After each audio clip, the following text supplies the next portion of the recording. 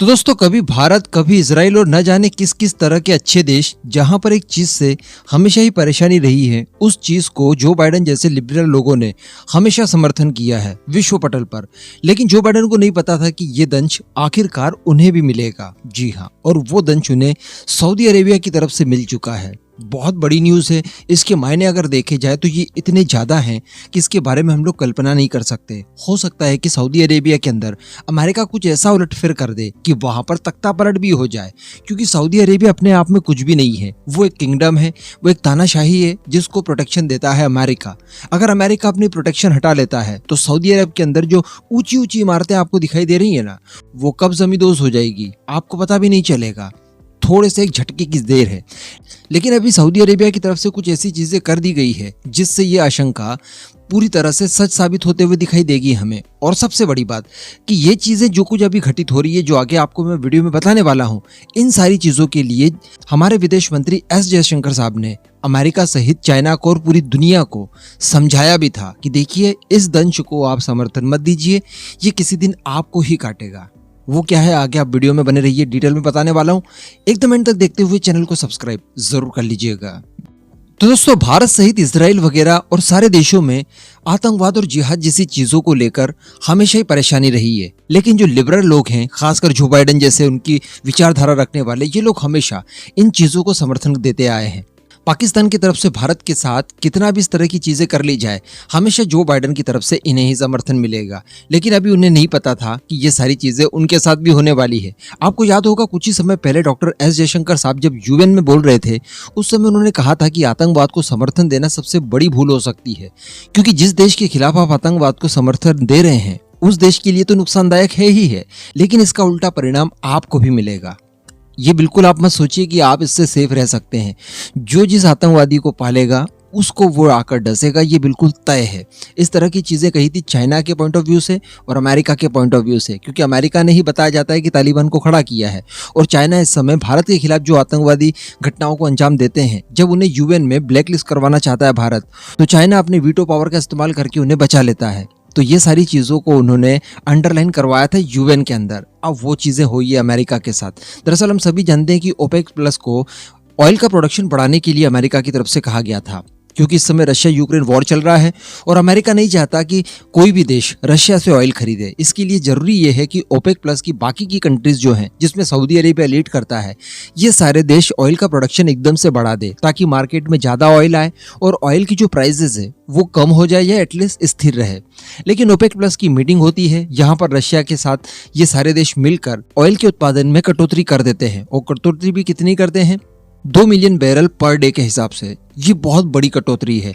इससे होता ये है कि ऑयल की प्राइसेस काफ़ी हाई हो जाती है, क्योंकि मार्केट के अंदर ऑयल आता नहीं है, आता भी है तो ज़रूरत के हिसाब से कम आता है, तो डेफिनेटली यहाँ पर भाव तो बढ़ने हैं। इससे होगा क्या कि जो देश रशिया से ऑयल खरीद रहे हैं वो लगातार खरीदते रहेंगे, क्योंकि रशिया कुछ देशों को, जिसमें भारत भी एक है, इन्हें डिस्काउंटेड रेट पर ऑयल प्रोवाइड कराता है। तो ये सारी चीज़ें अमेरिका को बिल्कुल भी पसंद नहीं आई। अभी सऊदी अरेबिया का ओपेक प्लस में एक छत्रराज चलता है, और सऊदी अरेबिया जो फैसला लेना चाहे वो बिल्कुल ले सकता है, इतनी उसकी धाक ओपेक प्लस में है। तो अभी अमेरिका ने चूंकि मना किया था कि ऐसा मत कुछ कीजिएगा, लेकिन सऊदी अरेबिया ने उसके बाद भी कुछ किया।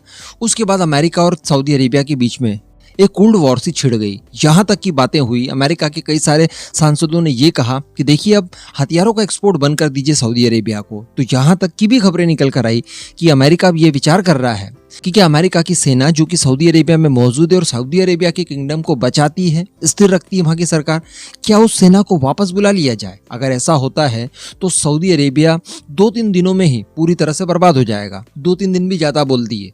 इस बात को एक बार इनडायरेक्ट वे में डोनाल्ड ट्रंप बोल भी चुके थे कि अगर सऊदी अरेबिया, यूएई, इस तरह के देशों को अमेरिका अपनी सिक्योरिटी हटा दे तो थोड़े से समय में ताश के पत्तों की तरह ये बिखर जाएंगे, क्योंकि इतने सारे इनके विरोधी हैं आजू बाजू के देशों में ही कि जिनका मुकाबला ये लोग नहीं कर सकते।